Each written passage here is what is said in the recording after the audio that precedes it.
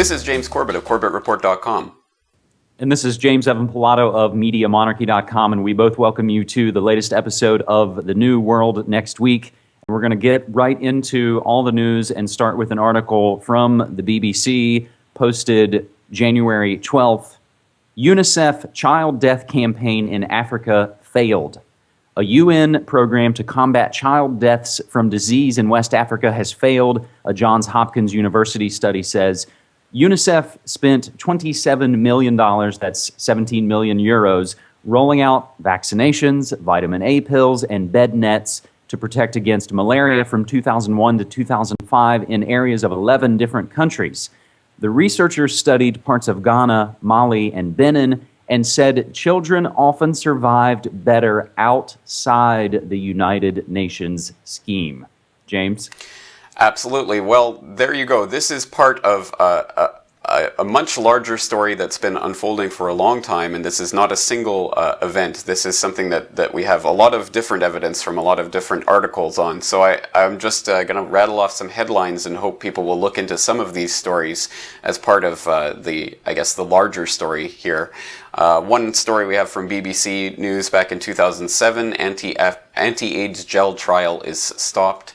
We have one from FoxNews.com back in 2002, UN Complicit enforced sterilizations. We have the Washington Post from 2007, in Botswana, steps to cut AIDS proves a formula for disaster. We have LifeSite News, March 2004, UNICEF Nigerian polio vaccine contaminated with sterilizing agents, scientist finds. And we have allafrica.com from just the 12th of January as well.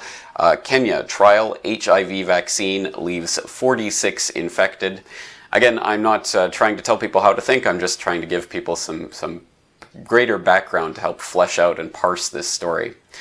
But on a sort of related note, I guess we're going to hit up for story number 2, something to do with the WHO, which of course is an arm of the United Nations. So James, tell us about that.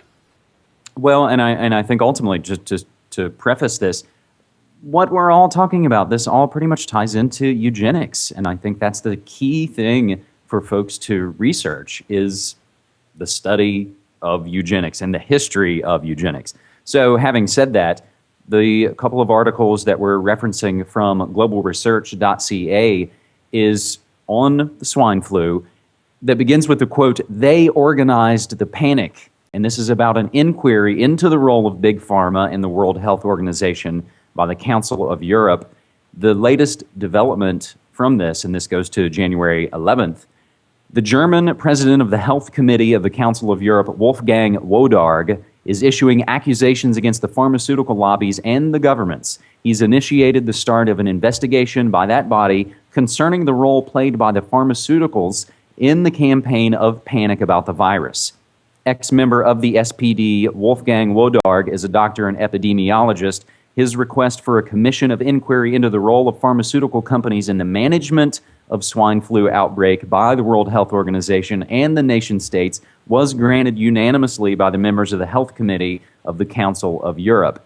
This references an article that is now a few weeks old by F. William Engdahl, also on globalresearch.ca, Council of Europe Parliamentary Assembly to investigate WHO and pandemic scandal. James, I think this says a lot about the fine work of F. William Engdahl. Absolutely it does, yes. For people who haven't checked out William Engdahl's work, I would highly suggest that they do so, and they can start with that article on Global Research, and a lot of his articles are posted to Global Research.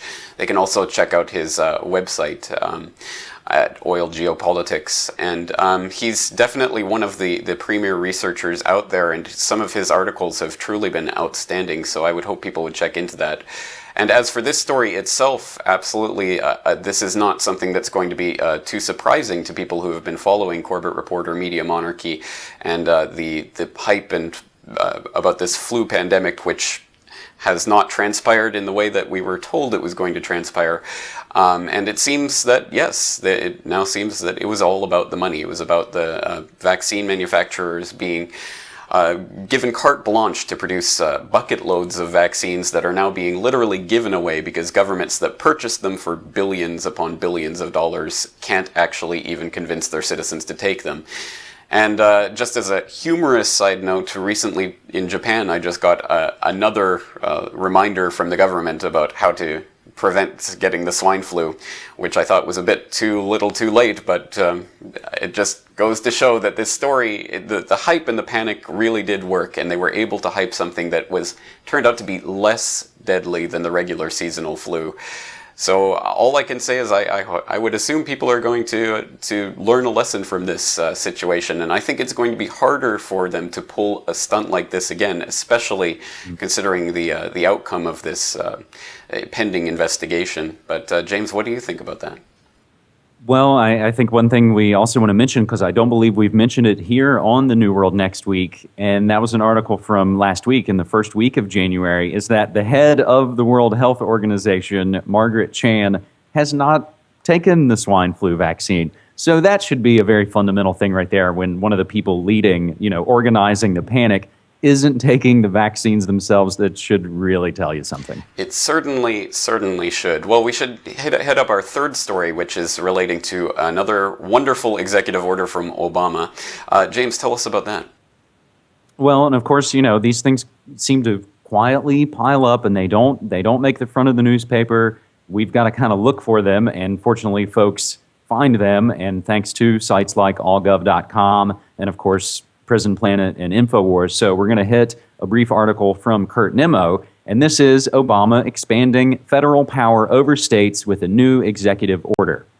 Obama has issued another executive order, of course, another executive order referencing the recent executive order granting Interpol essentially immunity in the United States, becoming an asset of the homeland, if you will. But beginning again, Obama has issued another executive order, this time establishing a so-called Council of Governors. The order, signed on January 11th, further diminishes the sovereignty of the states and builds on a framework for possible martial law.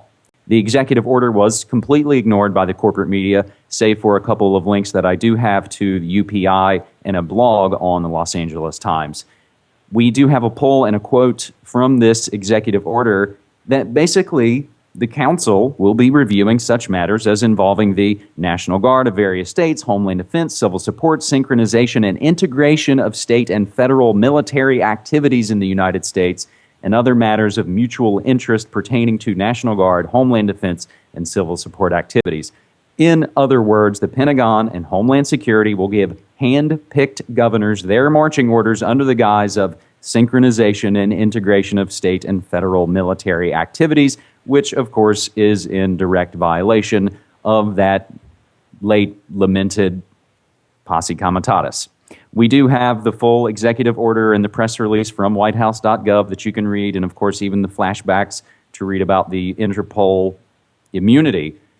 James, what's your take on this latest executive order? Well, my take is that this type of story will probably not seem as anything important to people who are not aware of the greater context of it. Once again, there's a much greater context to what's happening here. So I just like to point people to, for example, to a video that I did quite a while ago. That's one of my most popular videos. It's called "U.S. Army Prepares to Invade U.S." and that's one of those videos that attempts to give an overview of this subject, where it shows that this is not just one executive order that is being implemented here. It's just another in an extremely long series of events that are leading up to the preparation for martial law.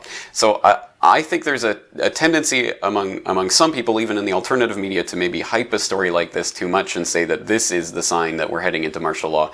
I tend to think this is only one more piece in a vast puzzle that shows that all of the preparations for martial law have been methodically, painstakingly, lovingly laid over the past decade, 2 decades, 3 decades. And this is not about Obama. It's not about Bush. It's not about Bush 1. It's not about Reagan. It's about a much bigger plan that goes through administration after administration. So to me, this is just another link in that chain. But what's your take on it?